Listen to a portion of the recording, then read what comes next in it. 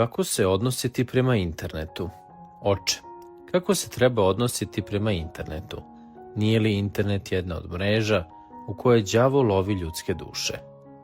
Postoje objektivni istorijski procesi, među kojima je razvoj ljudske tehnologije, koji predstavljaju jednu od pokretačkih sila civilizacije, ali ne nužno i kulture, koja uvek stoji u vezi sa kultom, to jest sa verom. Sama po sebi, naučna otkrića su etički neutralna, ali ozlobljena i ogrehovljena volja ljudska pokušava da ta otkrića koristi u sebične i grešne svrhe. Civilizacijska dostignuća, sa jedne strane, olakšavaju rad čovekov i omogućavaju nove načine komunikacije, ali, sa druge strane, čoveka čini sve zavisnijim od tehnologije i tehnike, guše njegovu ličnost i ujedno obrazuju mentalitet roda ljudskog, guraju ljude i narode u svojevrsni mentalni kalup.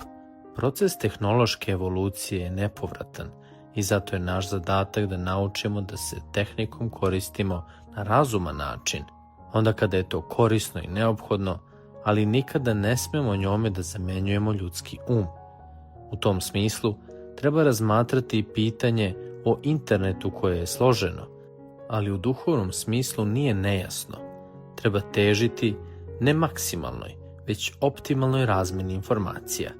Tehnika treba da služi čoveku, a ne da ga pretvara u svoga roba.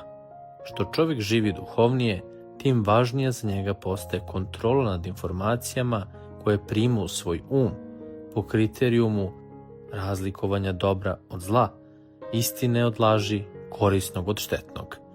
Evo kriterijuma za pravilnu upotrebu interneta. U toku dana nemojte duže biti na internetu, osim ako to ne zahteva posao, nego na molitvi. Ako ste više na internetu no što se molite, onda na grešan način koristite internet. Pouke za svaki dan u godini Arhimandrita Rafaila Karelina.